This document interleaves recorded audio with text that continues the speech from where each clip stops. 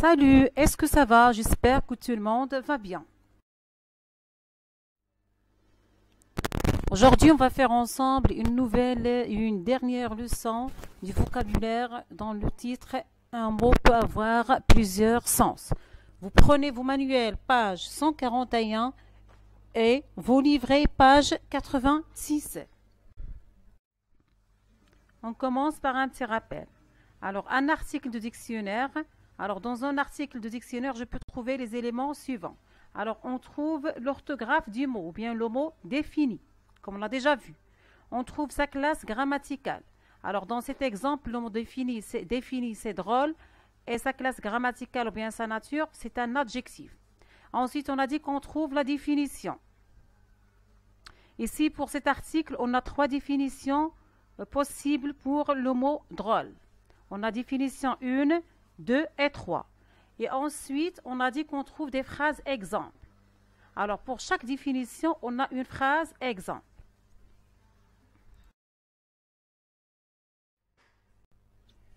L'objectif de notre leçon dans le titre « Un mot peut avoir plusieurs sens », c'est distinguer entre les sens d'un mot par le contexte. On commence par l'observation des dessins et la lecture de la phrase qu'on a dans la bulle. Alors, on a deux garçons qui se parlent, ou plutôt un garçon qui parle à l'autre. Alors, le premier garçon a dit « Ce matin, j'ai demandé à Hugo de me prêter sa chemise pour y mettre mes feuilles. » Et on a 2 images. On a une à gauche et une à droite. Alors, dans la première image, on a un dessin qui représente à quoi pense l'enfant en parlant ou bien en disant sa phrase. Et dans la deuxième image, on a une image ou bien un dessin qui représente à quoi pense le deuxième enfant qui entend son ami. Très bien. Alors, à quoi pense l'enfant qui parle? Retrouvez dans le dessin de gauche ce qui dit l'enfant qui parle. Hugo prête sa chemise.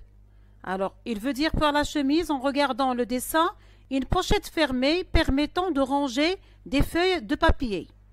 C'est la pochette bleue que vous avez sur le dessin. Alors, retrouvez dans la bulle de droite ce que comprend l'enfant de droite.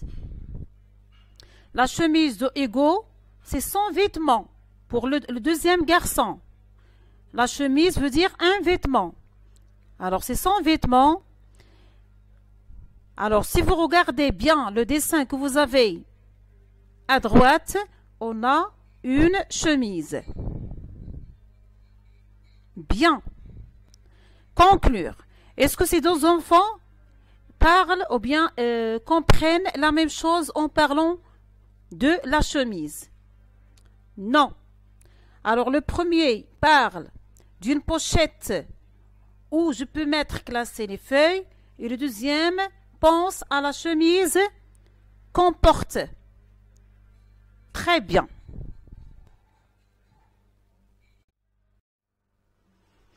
À quoi peux-tu penser si on te dit une lettre? Alors, si on me dit une lettre, je peux penser à un courrier, la lettre qu'on m'envoie par la poste, que le facteur m'apporte. Ou bien je peux penser à une lettre de l'alphabet, A, B, C, D, ainsi de suite. Alors, à quoi je peux penser si on me dit une figure? Alors, je peux penser à un visage, le visage, ou bien je peux penser à une forme dessinée, une forme géométrique comme un carré, un rectangle, ou bien la reine, le roi, on peut penser au valet, des cartes à jouer. Alors, à quoi je peux penser si on me dit la souris? Alors, je peux penser au petit boîtier qui sert à me déplacer ou bien à se déplacer sur l'écran de l'ordinateur. Comme je peux penser à la souris, le petit animal. 3. Le mot carte a 2 sens. Donne oralement une phrase exemple pour chaque sens. Alors, on a un mot qui est défini dans un article de dictionnaire. On a le mot carte, c'est un nom féminin. Et on a 2 définitions. On a numéro 1 et numéro 2.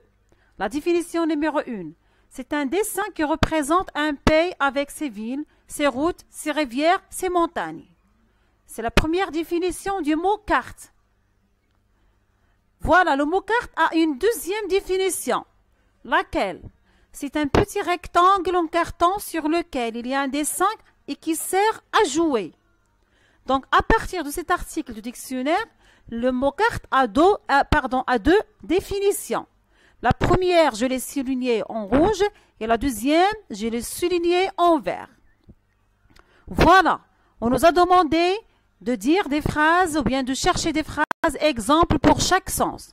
Pour le sens numéro 1, dans lequel le mot dessin représente un pays avec ses villes, ou bien ses routes, ses rivières, ses montagnes. Voilà, j'ai écrit une phrase. Le maître demande de retrouver la capitale du pays sur la carte. Alors, la carte, dans cette phrase, a le premier sens qu'on a dans l'article du dictionnaire. Alors, une autre phrase avec le deuxième sens, ça veut dire un petit rectangle en carton sur lequel il y a un dessin et qui sert à jouer. Alors, on ne peut plus jouer à la bataille, il manque une carte. C'est une deuxième, ou bien c'est une phrase exemple du deuxième sens. On ne peut plus jouer à la bataille, il manque une carte. Une carte, dans cette phrase, veut dire un petit rectangle en carton sur lequel il y a un dessin et qui sert à jouer. Comme vous le voyez, le mot carte a deux sens différents. Passons-nous à la consigne 4. Lis ces articles du dictionnaire, combien de sens a chaque mot défini. Alors, je tiens à vous rappeler que dans le dictionnaire, on trouve plusieurs articles de dictionnaire, plusieurs articles dans lesquels on a des mots définis. Alors, chaque mot défini peut avoir un sens ou bien plus qu'un sens. Il peut avoir 1, 2, 3, 4 ou bien 5 sens. Alors, ces sens sont indexés par des numéros. 1, 2, 3 et ainsi de suite, comme vous le remarquez pour les deux articles que vous avez devant vous. Alors, pour l'article dans lequel on a défini le verbe hériter, on a deux définitions. La première veut dire hériter, c'est énerver, mettre en colère. Et la deuxième veut dire c'est piquer, faire un peu mal. Et vous avez deux phrases, exemple, une phrase pour le premier sens et la deuxième phrase, ou bien une phrase pour le deuxième sens. Pour le mot rayon, c'est un nom masculin. On a trois définitions. La première, un rayon, c'est une tige de métal qui va du milieu d'une roue de bicyclette jusqu'au bord. Ou bien, un rayon, c'est une longue bande de lumière. Ou bien le troisième sens, un rayon, c'est une partie de magasin où l'on vend des objets de la même sorte. Alors maintenant, quel sens correspond aux phrases suivantes? On a 5 phrases, on va les lire et on va dire quel sens correspond à chacune. Je vais lire la première phrase. Ne frotte pas tes yeux avec tes mains pleines de sable. Tu vas les irriter. Alors le verbe ici qu'on a, c'est hériter. Alors est-ce que le verbe hériter a le premier sens ou bien le deuxième sens dans cette phrase? Le verbe hériter dans cette phrase a le deuxième sens, piquer ou faire un peu mal. La phrase B. Elle était aimable, généreuse, serviable. Tout cela héritait fort la mère. Alors, hériter, c'est le verbe hériter toujours conjugal imparfait. Dans cette phrase, elle a le premier sens. C'est énerver, mettre en colère. La phrase C. Un rayon de soleil traverse les nuages. Alors, le mot rayon de cette phrase a le deuxième sens, ça veut dire une longue bande de lumière. La phrase D. Le rayon des céréales est juste derrière le rayon des boissons. Alors, est-ce que le mot rayon dans cette phrase a le premier sens, a le deuxième sens ou bien elle a le troisième sens?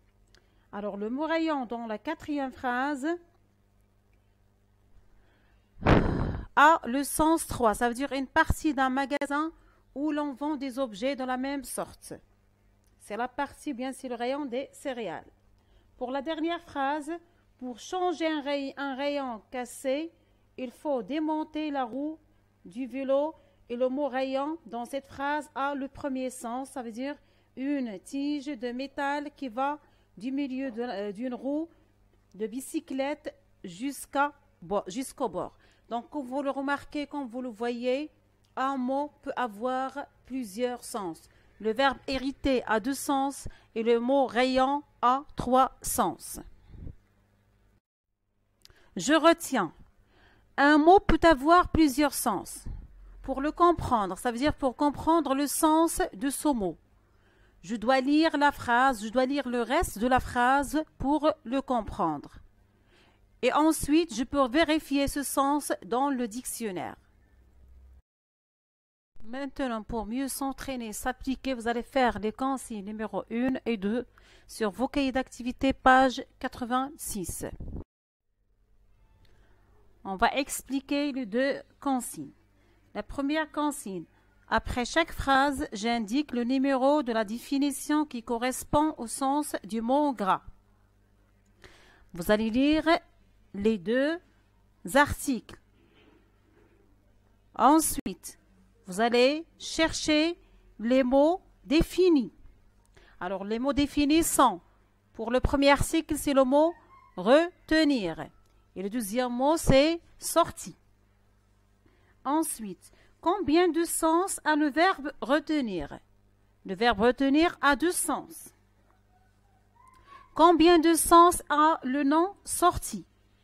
La même chose, le nom sorti a 2 sens. Alors, quelle est la phrase exemple pour le deuxième sens de retenir par exemple? Alors, la phrase exemple bien pour le deuxième sens de retenir, c'est Paul retient les numéros de téléphone de tous ses amis. Bien. Ensuite, vous allez lire les phrases que vous avez. Vous avez 4 phrases. Vous allez les lire silencieusement. Et vous allez lire les mots qui sont écrits en gras. Et vous allez indiquer le sens selon les articles que vous avez. Par exemple, on a la première phrase. Jules a du mal à retenir ses leçons. Le mot qui est en gras, c'est retenir. C'est le verbe retenir. Est-ce que le verbe retenir dans cette phrase a le premier sens ou bien le deuxième sens? Si il a le premier sens, vous allez écrire numéro 1 dans l'encadré que vous avez. S'il a le deuxième sens, vous allez écrire 2 dans l'encadré que vous avez. J'espère que vous avez compris cette consigne. Pour la deuxième consigne, j'écris une phrase pour chaque sens du mot. Vous avez le mot passage qui est un nom masculin. Et vous avez 2 sens. Le premier sens, un passage, c'est un endroit étroit par où l'on peut passer. Le deuxième sens, un passage, c'est un extrait, une petite partie d'un livre, d'une chanson, d'une musique ou bien d'un film. Ce que vous allez faire, c'est écrire une phrase exemple pour le premier sens du mot passage, et écrire une autre phrase ou bien une deuxième phrase avec le mot passage qui a le deuxième sens. Vous trouvez sur cette page la correction des 2 consignes expliquées tout à l'heure. Alors, corrigez bien vos erreurs, corrigez-les soigneusement et attentivement. C'est la fin de cette séance. Je vous laisse à la prochaine, Inch'Allah. À très bientôt.